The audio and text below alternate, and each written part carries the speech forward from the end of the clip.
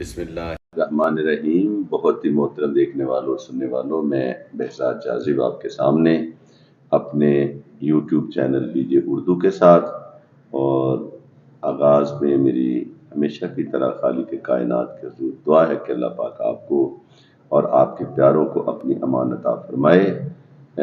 Channel کو subscribe کرنے کی بھی گزارش ہے۔ آج مجھے جس شخصیت کے بارے میں بات کرنی ہے، ان کے تعارف کے لیے میں ایک شعر کہوں گا کہ قاسمی صاحب نے فرمایا تھا، نئے انسان سے تعارف جو ہوا تو بولا، میں ہوں سکرات مجھے زہر پلایا جائے۔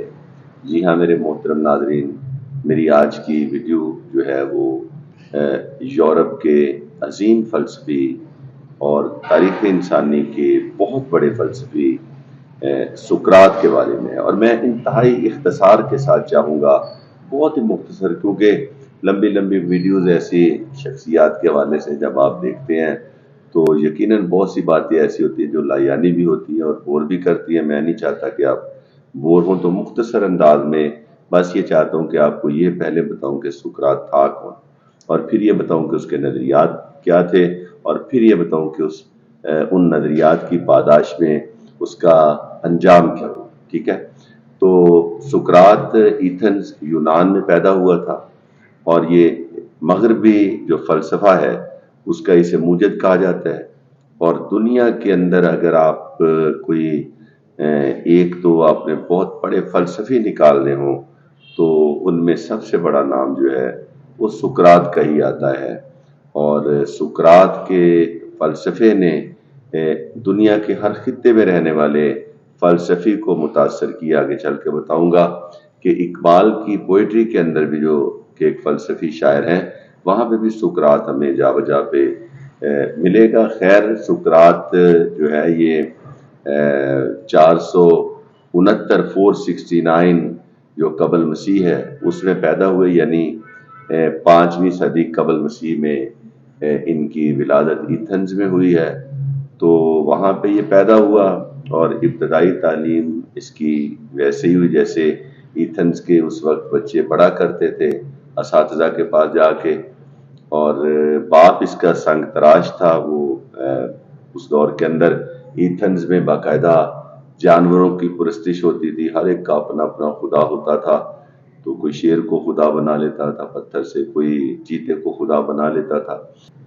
پڑھنے لکھنے کا شوقین تھا، اور جب یہ جوانی کی دہلیز پہ اس نے قدم رکھا تو اس کے اپنے کچھ نظریات، کچھ اپنی سوچیں اس کی ڈیویلپ ہونا شروع ہوئی۔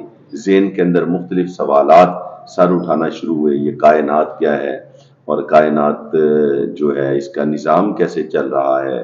اور پھر جو یونان کے اندر قدیم ایک بادشاہتیں چلی آ رہی تھی، ان کا بھرپور طریقے سے یہ مخالف بنا، اور جو اس دور کے مذہبی عقائد تھے ان کے اندر بھی اس کو یہ ایگری نہیں تھا۔ یہ میں آگے چل کے بتاتا ہوں کہ اس کے اپنے مذہبی نظریات کیا تھے۔ تو بہرحال اس نے خود کوئی کتاب نہیں لکھی، سقراط کی اپنی کوئی کتاب نہیں، اس کے شاگرد ہیں، افلاطون ہے، زینوفون ہے، ان لوگوں کے ذریعے سے اس کے نظریات کتابی شکل میں آگے تک آئے، اور پھر ان کا ابلاغ ہوا۔ یہ خود شناسی کا قائل تھا، یہ اس بات کا قائل تھا کہ انسان کائنات کے رازوں کو سمجھنے کی بجائے اپنے اندر چھپے ہوئے بھید جو ہیں ان کو سمجھنے کی کوشش کرے، اور یہی بات تو مولانا روم بھی کہتے ہیں، سب کتابیں سب قلم در نار کن، ٹھیک ہے نا۔ اور پھر یہی سوچ چلتے چلتے آگے مولانا روم سے آگے چل کے اقبال تک بھی آئی، اور اس نے بھی یہی کہا کہ اپنے من میں ڈوب کے پا جا سراغ زندگی۔ خود شناسی کا قائل تھا، اور یہ سمجھتا تھا کہ اس کائنات کو دیکھنے کی بجائے یہ کائنات انسان کے اندر ہے نا، تو اس کو آپ بہتر کریں اور اس کو سمجھنے کی کوشش کریں، ٹھیک ہے۔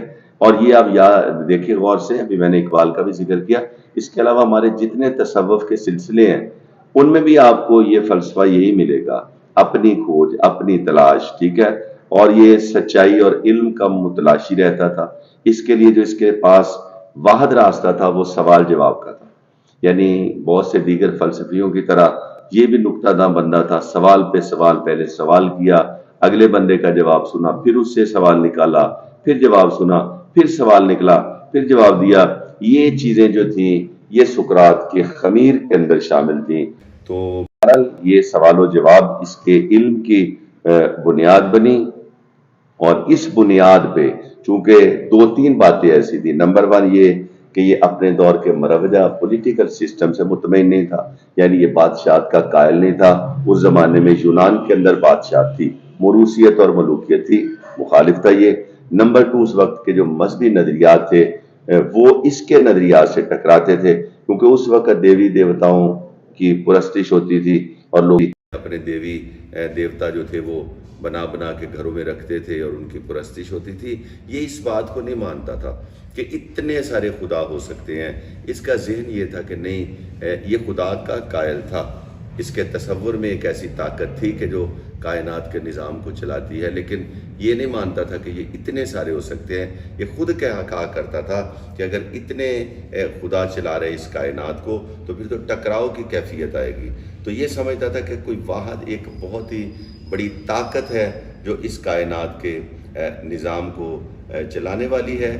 تو یہ وہ دو بنیادی چیزیں، ایک مذہبی مروجہ مذہبی نظریات سے اختلاف اور ایک پولیٹیکل سسٹم سے اختلاف اور خود شناسی کا جو عمل تھا، اس نے اس وقت کے جو مقتدر حلقے تھے، اس وقت کی جو اشرافیہ تھی اور جو حکمران تھے مذہبی، اس وقت کے جو مذہبی طبقات تھے، ان کو اس کے خلاف کیا، اور پھر اسے اس کے ان جرائم کی وجہ سے، جن کو میں جرائم کہہ رہا ہوں، تاریخ نے بھی ان کو جرائم ہی لکھا مگر انورٹڈ کاماز کے اندر، انہیں اریسٹ کیا گیا، یہ باقاعدہ گرفتار ہوا، اس کا ٹرائل ہوا، کورٹ کے اندر کیس چلتا رہا، اور پھر آخر کار اس بندے کو موت کی سزا ہو گئی۔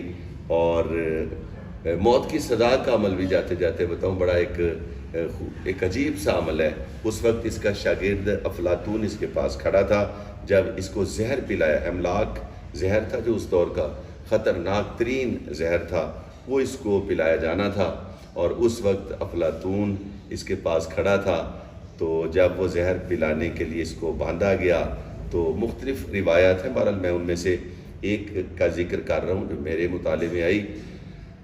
تو اس نے جو زہر پلانے والے تھے انہیں کہا کہ تم مجھے مارنا چاہتے ہو؟ انہوں نے کہا ہاں۔ کہا میرے پاس واپسی کا راستہ بھی تھا؟ کہا ہاں۔ کہا اگر میں چاہتا تو کسی بھی موقع پہ اپنی باتوں سے رجوع کر کے بچ سکتا تھا؟ انہوں نے کہا بالکل، ہم تو وہ بھی خود جو زہر پلانے والے تھے وہ اس کے مدعا تھے، کہنے لگے ہم تو اب بھی چاہتے ہیں کہ آپ ابھی بھی رجوع کر لیں، اور آپ ہمارے اتنا قیمتی احساس ہیں تو آپ بچ جائیں۔ سقراط نے کہا میں آج بچ کے ہمیشہ کے لیے مرنا نہیں چاہتا، میں آج مر کے ہمیشہ کے لیے بچنا چاہتا ہوں، مگر ایسا کرو میرے ہاتھ کھولو۔ ان کا کیوں؟ کہا کہ یہ جو موت ہے جو اس زہر کے ذریعے سے مجھے ملے گی، یہ موت میری ہے یا تمہاری ہے؟ انہوں نے کہا جی موت تو آپ کی ہے۔